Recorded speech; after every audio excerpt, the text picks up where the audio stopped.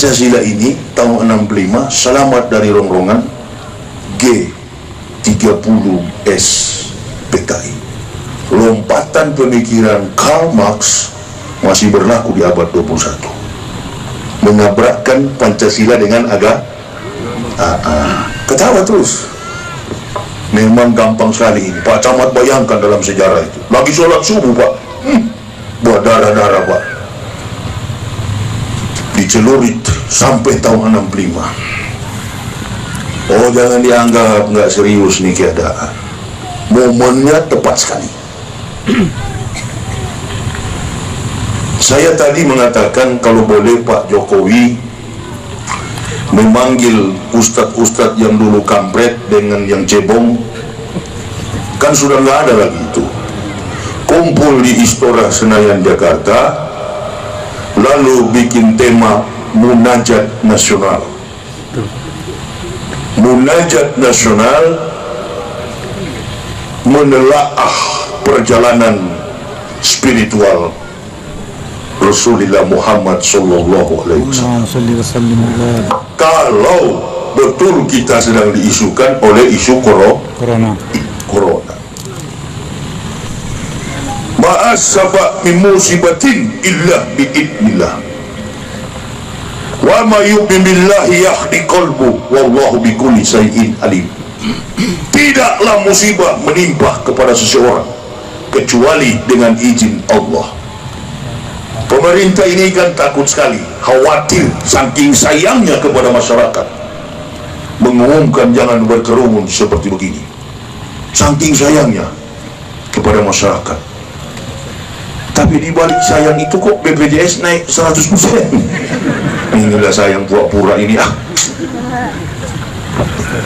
Saking sayangnya kepada masyarakat, sajadah bawa dari rumah ya, jangan sampai ini jangan-jangan ada virus corona ini. Coba kita pegang dulu.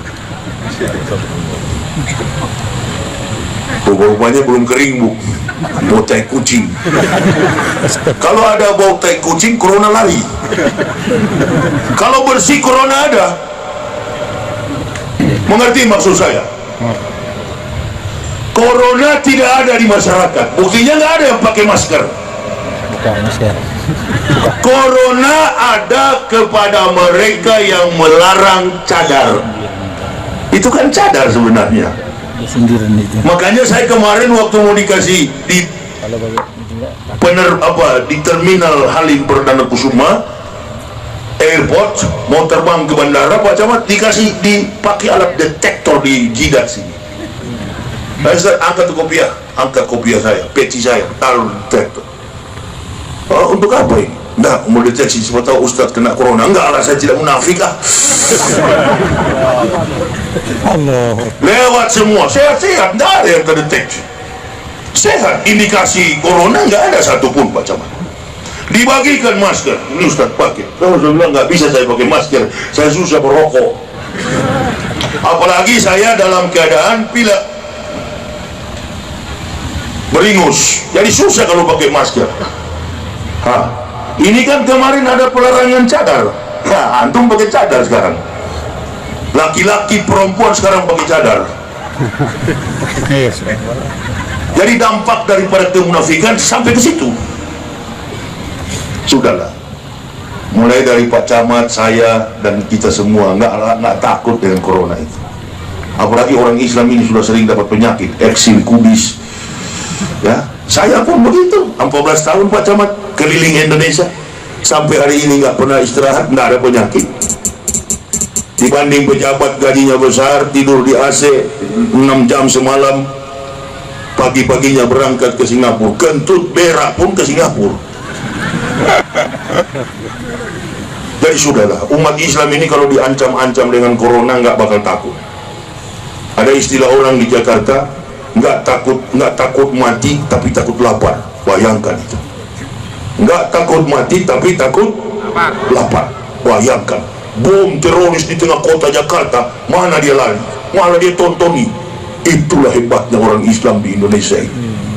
Nggak ada rasa takut. Lockdown Amerika, lockdown Malaysia, barusan tadi pagi Malaysia tutup bandaranya.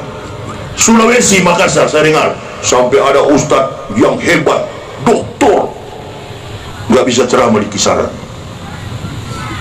Doktor, Profesor Doktor Dasat Latif, ustadz kondang internasional, nggak bisa datang di kisaran. Ustadz hebat nggak bisa datang, karena apa? Bila dengan kami ini Pak Camat, bukan dokter, tidak tamat SD saya ini, buta huruf. Iya, ini memang beginilah Pak Camat, kalau tahu orang ustadz buta huruf begini, nggak tamat SD. Jangan dibandingkan dengan yang lain-lain ya. Kalau yang lain-lain metode didaktik dalam menetapkan materi dakwah itu di luar kemampuan ustadz-ustadz biasa. Saya ustadz liar, gak sekelas itu, gak bisa datang, ditutup bandara. Tapi di Sulawesi Tenggara orang Cina masuk, ada videonya. Kasta-kasta yang menyebabkan corona bisa masuk. Ini kata Nabi, bi'adlil umaro, adilnya pemerintah, bi'ilmi ulama'i, ilmu para ulama, bi'adlil umaro, adilnya pemerintah, bisyakawatil agniya, kedermawanan orang kaya, bidakwatil fuqara'i, doa orang-orang miskin. Bisa jadi penyakit ini karena doa orang miskin. Warungnya roboh, usahanya patah, bangkrut, kolaps, tanahnya diambil dijadikan tol. Bisa jadi, bisa jadi. Curigakan boleh, tuduh nggak boleh.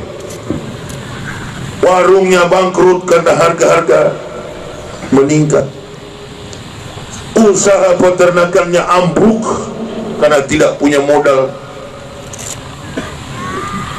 Semua ini, mal-mal pun, swalayan-swalayan, supermarket di Jakarta tutup.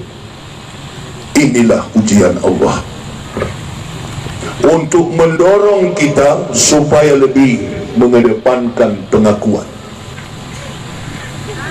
Percuma kita pakai logika dalam Islam ini, percuma asumsi, emosi, apalagi nggak punya isi kepala, percuma. Lihat begini marah, lihat begitu marah, tapi nggak bisa berbuat. Saya kira Pak Camat bisa berbuat hanya secara administrasi. Nanti sudah ada yang terkapar di sini, baru Pak Camat data. Ada berapa di desa itu? 17, di sana 21, di sini 15, kumpul semua. Sama dengan di KPPS kemarin, satu KPPS tumbang. Corona sebenarnya sudah dari situ. Sampai sekarang kan nggak ada datanya itu lagi. Musibah kalau sudah jatuh terjadi pada seseorang, jangankan sakit, mati pun Allah sudah tentukan. Nah, cuma kita melihat dulu proses perjalanan hidup ini. Hidup, musibah, mati. Hidup, musibah, mati. Mati, musibah, hidup. Dibolak-balik konsistensinya. Jangan hidup kalau takut mati. Jadi sama saja lah mati hari ini dengan mati besok. Sama saja. Corona mau datang, nggak dapat corona, sama. Jadi orang mati karena memang ajalnya, oh corona. Jangan didaftar Pak Camat, jangan dulu, tanya dulu. Adakan diagnosa, tentukan penyakitnya apa. Berangkat Rasulullah memberikan pengetahuan kepada kita, menjangkau eksistensi perintah Allah itu gak mudah. Saya dari kafir masuk Islam tidak mudah juga untuk mendapatkan ilmu proses perjalanan spiritual. Perjuangan mencari ilmu. Ibu bapak juga lahir dalam keadaan Islam, alhamdulillah. Begitu lahir sudah diajak sholat. Orang Islam lahir, begitu lahir ayahnya siapapun langsung mengazankannya. Allahu Akbar, Allahu Akbar.